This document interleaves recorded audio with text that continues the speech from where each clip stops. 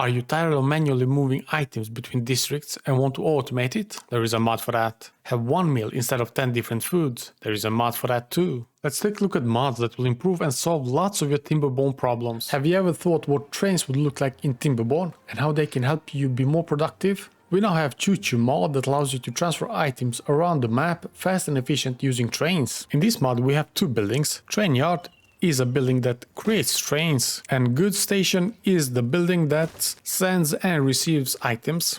We have several different tracks. So the straight tracks go straight. We have corner tracks that spins around. We have a large corner. We have a T intersection, a large intersection like that, a slope track for hills up and down, and we have one-way track. What one way does, it allows train to go one way. So green means goes that way, the other side is yellow, does not go that way. Now everything is connected. Let's create a train. Right now it doesn't have a job to do. So up here we have some scrap metal that I want to send down here. We select our goods station, we go into here, select scrap metal. We use this button right here to change if we want to receive this goods station or send from here. So this one we want to send, and then we head down to this one, select scrap metal as well, and it's on receive. And now let's see our train moving. It's gonna go up here. Here it is on the top of the hill. It's gonna empty up as much as it can, and here you can see each wagon allows up to 50 kilos. Speed it up a bit, it goes down. Here we can see all the goods, it's transported to the goods station down there. It's very simple, very efficient. Are you looking for ways to transfer lots of water efficiently or replace many water pumps with just one? Water extension mod is for you. We have deep sea water. The building looks like this. It's a water pump, but it's super efficient. This is pretty late game. It does cost lots of items. It needs 400 HP in power and it needs a bot to run, but it pumps water like nothing else. Here you can see it needs a bit of pine resin, but it will pump 10 water 3/4 of an hour, so that's fantastic. We then have a powered levee. Looks like this, just a levee block, but it can transport power upwards and to the side. So we have one here, it goes from left to right, and one here that goes the other side. And I have used it up here to transport power from the gravity battery down to the power shafts, and that's how deep sea water pump is being powered. Next item we have is straight pipes. So the simplest one is the single one. Let's just pause it for a second here. You can see we have no water right here. If we unpause it, the pump will pump water to the other side, and you will have more control of how much water is being pumped. There are a few other variations of the pipes, a 5 long, 10 long, and we have 15 long. They all work the same way, they all need the same amount of power, they just cost more money because the pipe is longer. And here you have to place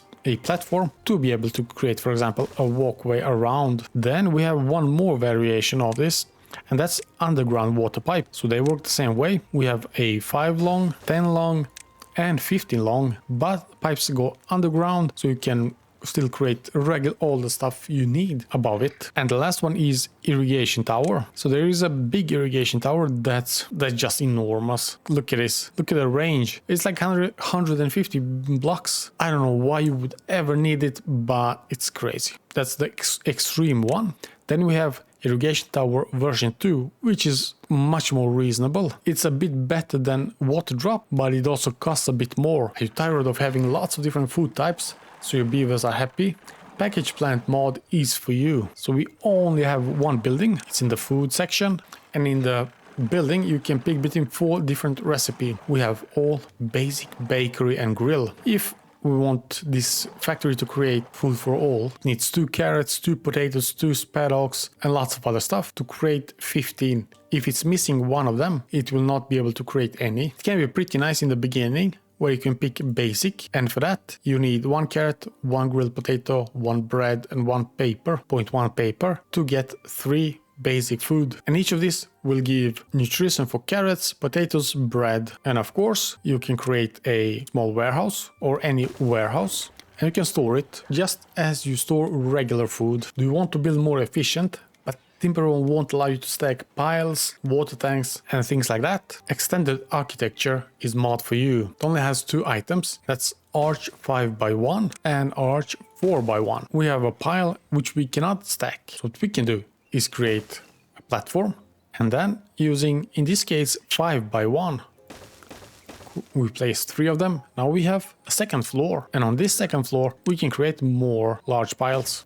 You can continue this as long as you want. One thing it will not allow you to do is create an underground pile. It's not possible. But if you want, you can have water tanks, you can have warehouse any size, as long as it fits in this specific size. Super simple, super easy, very efficient. But one thing you gotta remember, you gotta create a path to each floor. If you have just started playing modded Timberborn, I have 5 more mods for you in this video right up here.